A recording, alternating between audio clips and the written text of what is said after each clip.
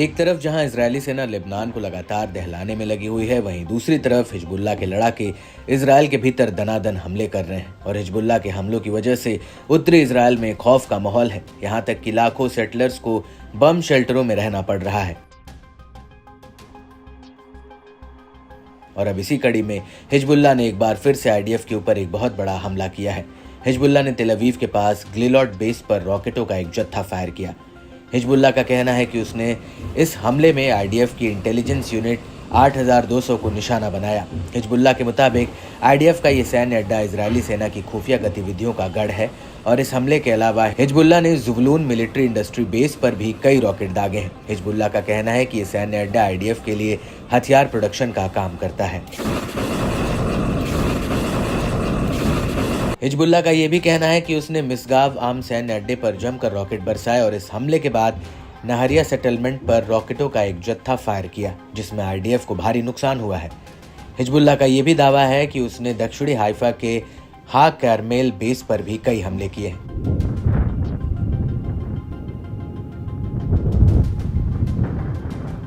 Israeli सेना के बयान के मुताबिक 23 अक्टूबर 2024 को लेबनान की ओर से इजरायल पर 135 से ज्यादा रॉकेट फायर किए गए। वहीं इन हमलों को लेकर जेरूसलम पोस्ट का कहना है कि 23 अक्टूबर 2024 को कम से कम 24 रॉकेट लेबनान से उत्तरी इजरायल में घुस गए और इसके बाद रॉकेटों का एक जत्था और दागा गया। इस हमले के दौरान इजरायल के अपर गैलीली, सेंट्रल गैलीली और हाइफा की खाड़ी में लगातार हवाई हमलों के सायरन बज रहे थे।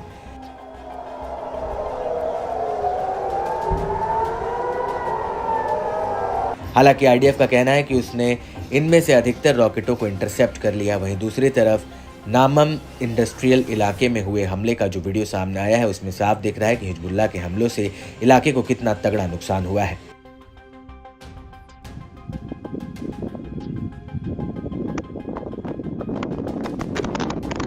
इजरायली मीडिया के मुताबिक इस हमले में किसी के हताहत होने की खबर नहीं है। उल्टा इजरायली एयरफोर्स के मुताबिक उसने कम से कम 4 ड्रोन्स को हवा में ही मार गिराया। आपको बता दें कि जिस वक्त हिजबुल्लाह ने इजरायल पर यह हमले किए, उस वक्त पूरा इजरायल सिमहैट तोरा के त्योहार को मना रहा था, लेकिन हिजबुल्लाह के ताबड़तोड़ हमलों ने इसमें खलल पैदा कर दिया और यही वजह है कि आईडीएफ के जवाबी हमला करते हुए बेरूत को दहला कर रख दिया। और इन हमलों को लेकर लेबनानी मीडिया का कहना है कि बेरूत में आईडीएफ ने कम से कम 17 हवाई हमले किए।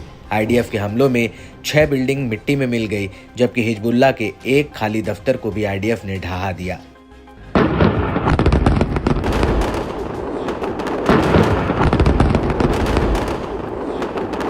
वहीं एएफपी टीवी ने इन हमलों का एक वीडियो रिलीज किया है, जिसमें पहले एक छोटा धमाका होता है और इसके बाद लगातार बेरूत में कई बड़े धमाके होते हैं। इसको लेकर लेबनान की सरकारी न्यूज एजेंसी एनएनए का कहना है कि आईडीएफ ने 17 एयर स्ट्राइक की और ये हमले अभी तक के सबसे बड़े अटैक थे। एनएनए के मुताबिक आईडीएफ ने जन्ना इलाके में न्यूज एजेंसी अल मयादीन के दफ्तर पर भी हमला किया। हालांकि न्यूज एजेंसी का कहना है कि जिस वक्त यह हमला हुआ, उस वक्त उसका ऑफिस खाली था। गौर करने वाली बात यह है कि जहां पर अल मयादीन का दफ्तर है, उसके पास में पहले ईरानी दूतावास का दफ्तर हुआ करता था और उसके बगल में हिजबुल्लाह का एक चेक पॉइंट भी था। वहीं लेबनान के स्वास्थ्य मंत्रालय का कहना है कि इस हमले में एक व्यक्ति की जान चली गई है, जबकि 5 लोग घायल हुए हैं।